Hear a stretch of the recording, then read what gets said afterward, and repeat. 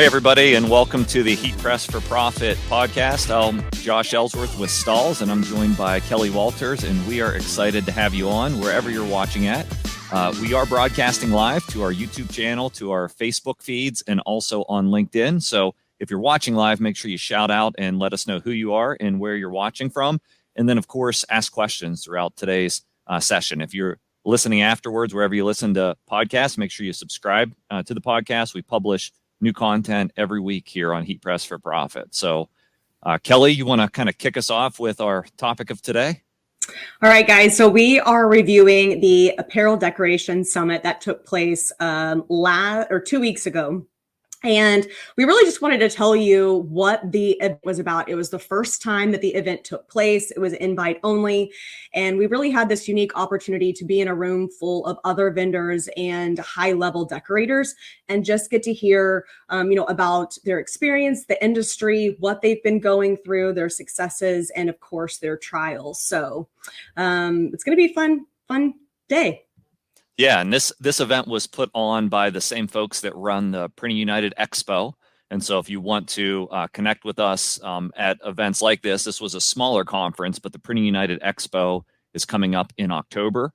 And this group has done a really good job of addressing some of the needs in the apparel decorating community.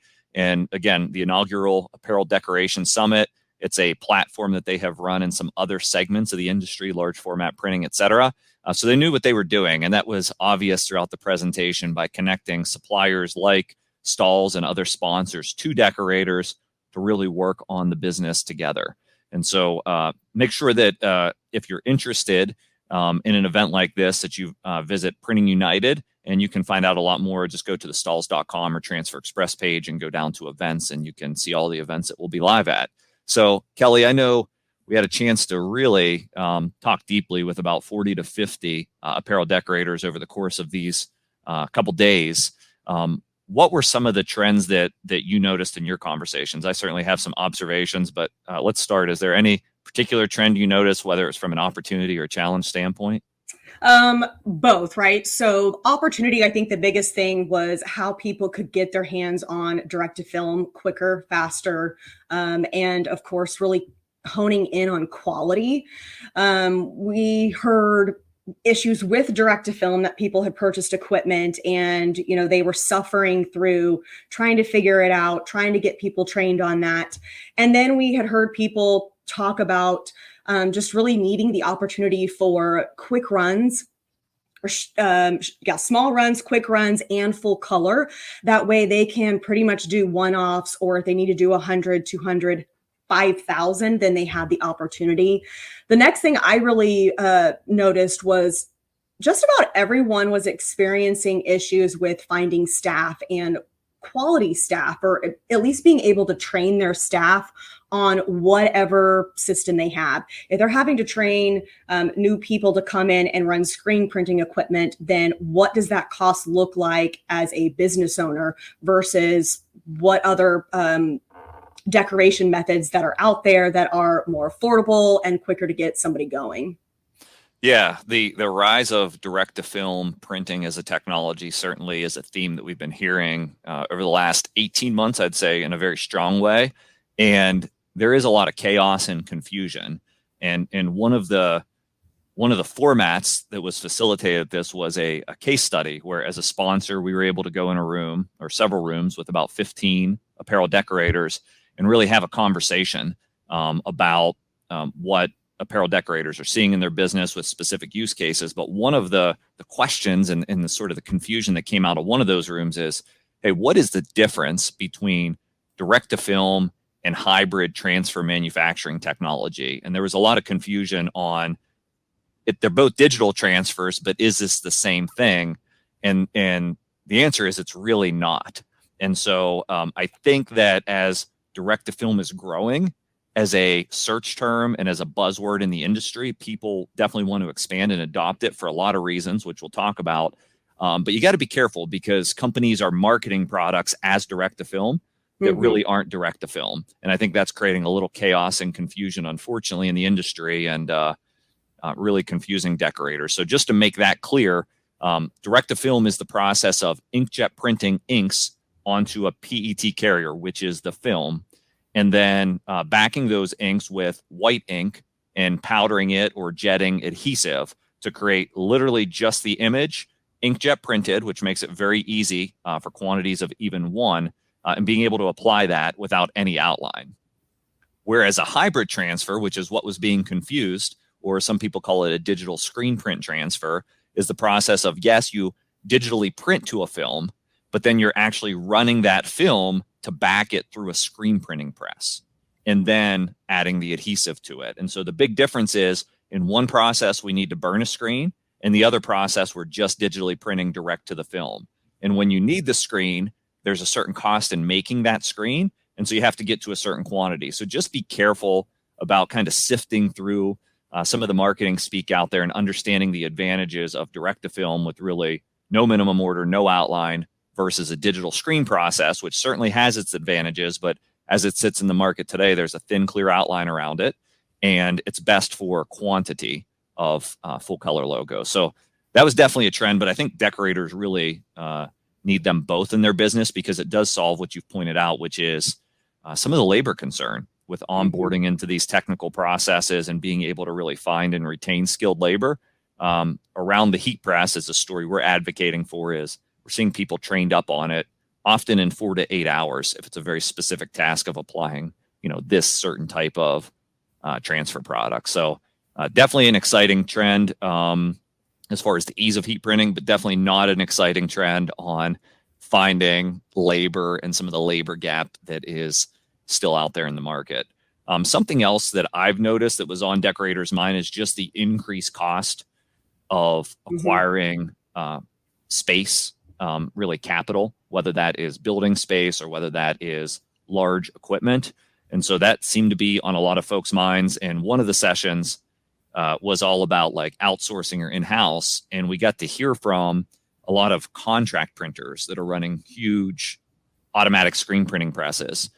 And unfortunately, it seems like there was a lot of price pressure on that side of the business, with people really trying to sell things, not at necessarily a preferred margin, just because they have the equipment, the people in the space occupied, that they have to pay their bill. So they got to keep the equipment busy. And so I noticed that as like an overall concern with sometimes going too deep or on higher run technology.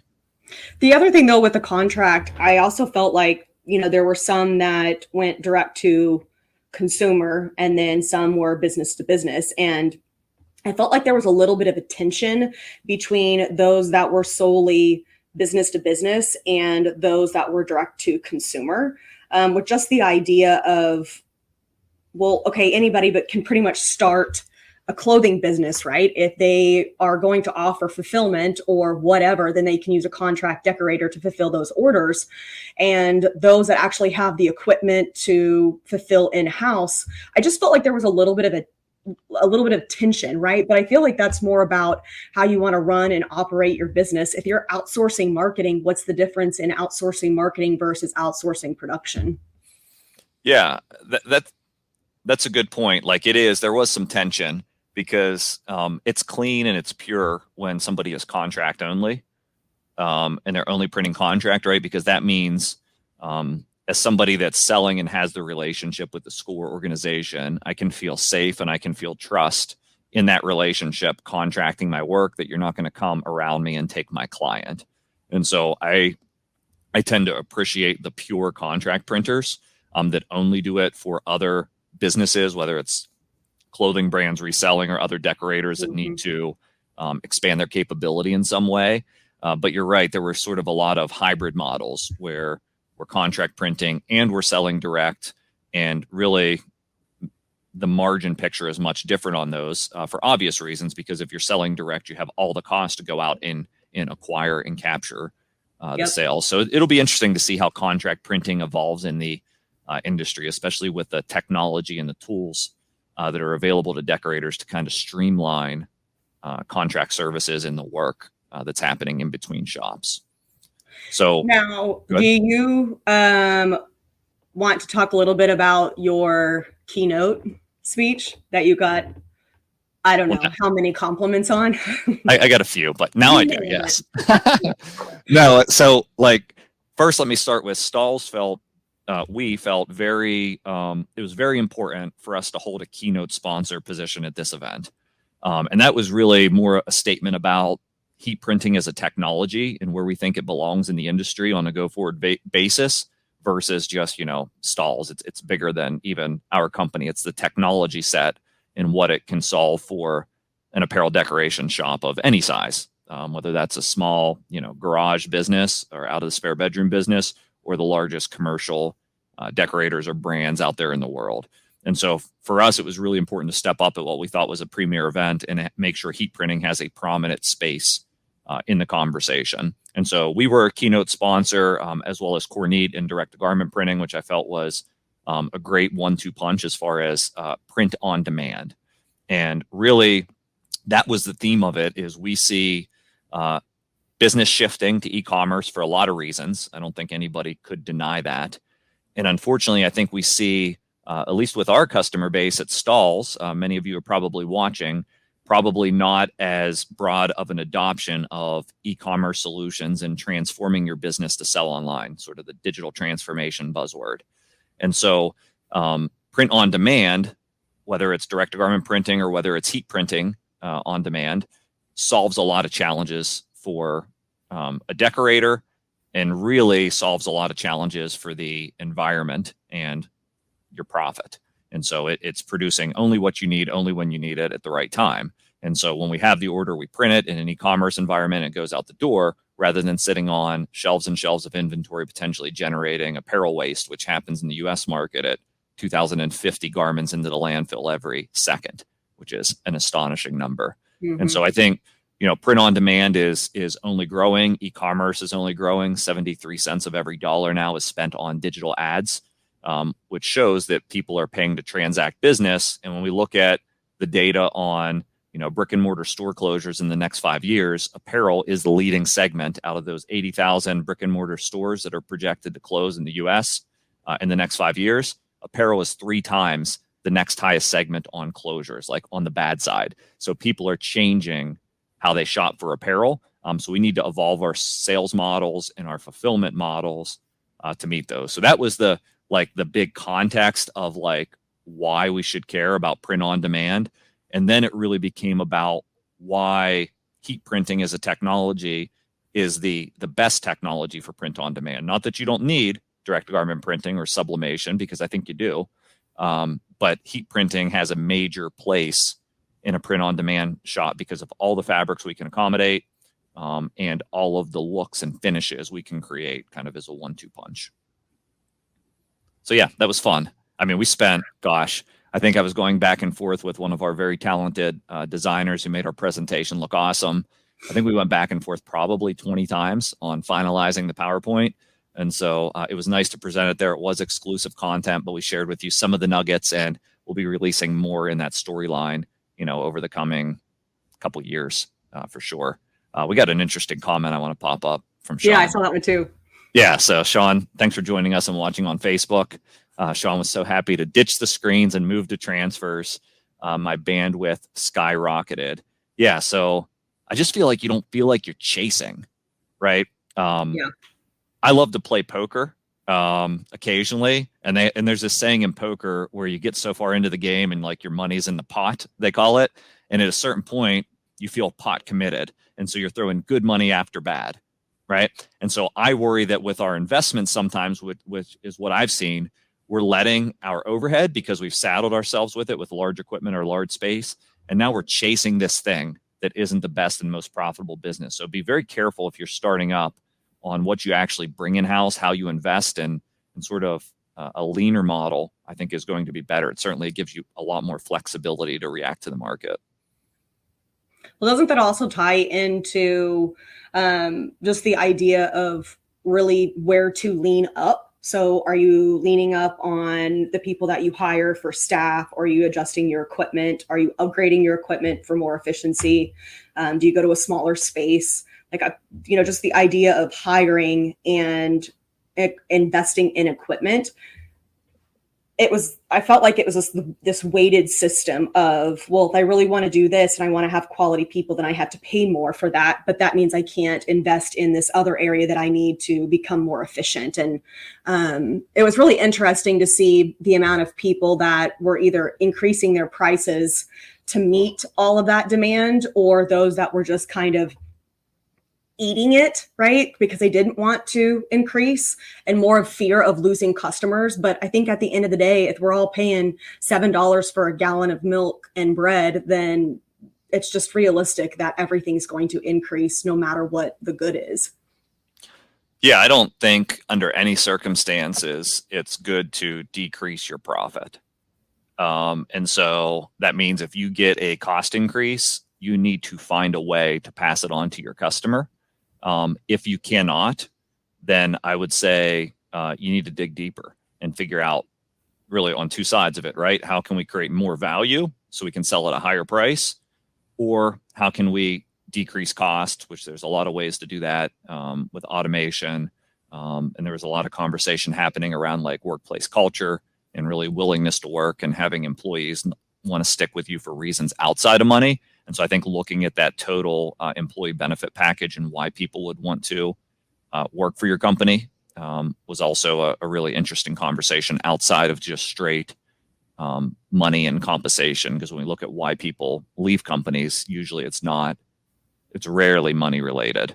So got some good questions coming in. And I love this one. Sean chimes in with the brick and mortar shop closings. That's just a massive opportunity to disrupt in brick and mortar. So yeah, I think that it's not that brick and mortar is not right for some businesses. We just need to make sure that if we're investing money in brick and mortar or whatever we're investing our money in, that is working for us to create value. And so you do want it to be disruptive to create value for your customers, so they're willing to pay and transact at a higher price. So a couple other questions. I know Skip says hello, so great to see you, Skip. And then we have Masood watching on LinkedIn as a professional custom t-shirt print and logo designer. Thanks for joining and watching us today. We got Chris watching from Phoenix. Also, Arizona's hot today. We got Vicky watching from Arizona as well. So good to have everybody here. So here is a question. Let's stop for it coming from Chris. Got my biggest order yet. Congratulations, Chris. 180 moisture wicking shirts. Now he has a quality heat press. Nervous about doing them with transfers because of the labor with this quantity. So good question. How long does it take to heat press 180 shirts? What do you think, Kelly? Which transfer is my first question. Yeah, let's start with which one he should be using, right? Because I guess anymore we're looking at really like 8 to 15 seconds, right? So even if you just round that to 30 for loading and pulling down the press and just aligning, you're at, we got 180, so 360 minutes, right? No, 30. So 2 minutes a garment, is that what you're saying? So that'd be 90 minutes, so an hour and a half.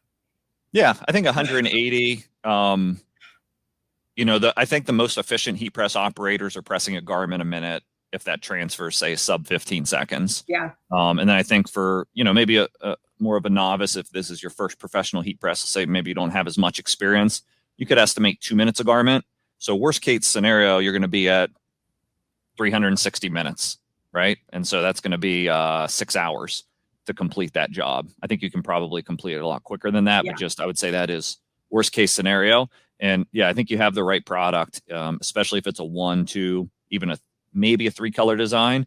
Elasti Prints, which is a screen printed transfer from Transfer Express, is a great product at that quantity if it's 1 or 2 colors. If you jump up to a lot more colors, then we go back to our conversation we opened with, where I have to choose between the advantages of a direct to film transfer versus a hybrid transfer, or what we would call our Ultra Color Pro from Transfer Express. So yes, don't be nervous. You see what he said? Yeah, this is great. I was thinking 3 hours. So good. Yeah. So I think you'll have it done in 3 hours. You know what? You need to report back to us and let us know how it went. Tune in next week and let us know how that When's job the job due? Yeah. I have more questions, but when is the job due? Two colors, black and white. Yeah, so we got the details, 2-color black and white with the black outline. Yeah. Yeah, so this isn't going to be a hard job, honestly. I would run it with Elasti prints. You're on the right track. You're probably going to do about a garment every minute or two, and you're going to have that thing out the door in 3 to 6 hours. So take the money. Even a tool, I think that you can get from Transfer Express that will help you line it up, because I completely understand the perfectionism and standing at that press. If you're anything like me, then at one point I had a ruler that I was measuring on each side. It just was intense. So there's tools out there that help you for sure. Awesome. So we got some testimonial here on the Fusion IQ, decreasing time per garment, best investment made in the business. Thanks for that. And I love this because this leads us into a good conversation. Chris quoted a 4-week lead time on that order. You should be able to beat the heck out of 4 weeks, but under promise, over deliver. And that brought up another conversation point that I saw, and really a question I ask a lot of people in one-on-ones is, what's your turn time on your products? And so it seems to be a lot of pressure to turn products quicker and to hit speed. And so, but it seems like that 7 to 10 business day service level is what's expected in some of these, I'll call them basic prints, whether that's direct to film, DTG, screen printed transfer. And then we've heard a lot of stories where the dimensional emblems and patches and that sort of embroidered type look is well beyond that, sometimes in the range of 14 to 20 business days. But we did hear in our one-on-ones that speed is critical. We did get a lot of, I'll call it constructive feedback on improving our turn times as a supplier on patches, especially as it relates to proofs. And I just want to relay to the audience that's listening that we hear you, and we are heavily invested and well on the road to doing just that, because we understand when we're faster, you're faster, you win more business, we get more business underneath that heat press for all of us. And that's what we want to do. And so Skip chimed in on his turn times. He said 2-week turn times tops, almost always end up sooner. So if you're offering a standard turn time in your business, lead time for your heat transfer work or any work, we'd love to hear about it. All right, Kelly. I know 22 minutes have passed roughly. That was quick. Yeah. And so I know there's a lot more to share on the Apparel Decoration Summit and really the findings. Do you have any other observations that you want to hit on? Otherwise, I'll grab some of mine. I mean, I think the biggest thing, which is one thing we actually talk a lot about and really hit home, is community. There were a lot of competitors, right, in that room from a decorator standpoint or a manufacturer vendor standpoint. And just because we were all together trying to achieve one of the same goals or a very similar goal, there were a ton of people that, were already relying on other people around them, whether that was decorator to decorator, referring decorators. If somebody couldn't get the job done, then it was go to somebody else. Here's who I can, help you and recommend. And I think that is huge, because sometimes when you have a business and you've got another business that does the exact same that you do, you view that as a threat, and you can actually grow your business by joining forces and really listening to each other, seeing what's working, what's not working. Yeah, you can keep some things to yourself, but if you become a community, then people are going to gravitate towards that, whether it's employees, customers, whatever. It's just, I really got to see that at this event. And I think that was pretty cool, just knowing the different types of businesses that were there. Yeah, I thought the collaboration in the community element is cool. And it's actually just an important lesson I'd say I've learned in business in my 20-year or so career here is I came through sales. And so salespeople tend to be very competitive, like win, win, win. And more or less, sometimes the mentality of put this person out of business, like your competition out of business becomes the goal. And it's really short-sighted, honestly, because one, it takes your attention completely away from creating value for your customer. Like, it's so much better to talk about your customer 99% of the time. If you find yourself talking about your competition, change that right away. And then secondly, what I've learned, especially since 2020, is that collaboration really expands your reach. right? And there can be value on both sides of the equation. You just have to figure out how to build those relationships, make sure everybody has value, and you're going to reach markets and opportunities and gain perspective and insights that you never would have amongst yourself. So I would definitely say work together, to put it simply, is going to be a better path. So I have to hit one topic. I don't, she couldn't come on today because she's off, but it must be talked about. We had an opportunity on the first night. They did something really cool. You know where I'm going. Where there's, yeah, I know. But that's all I'm doing it. So we had this singer songwriters come in from Nashville, and they broke us all out into different groups. And we had a nice group there from Stahls, but probably the star of that show, we wrote a song, and then after the song, you had to go on stage, right, and deliver it with the singer-songwriter. Your group basically sang it. And guys, I will tell you, you think Jenna is an all-star on our Stahls TV YouTube channel? You should see Jenna on the stage after this event. I mean, she brought it, didn't she? Yeah, she did. The girl can perform. She led that stage. And even though that there was a writer, and they're professional writers, like they've released songs. She stole the show. She stole the show, and she was proud for stealing the show. And I love her for that. She was awesome.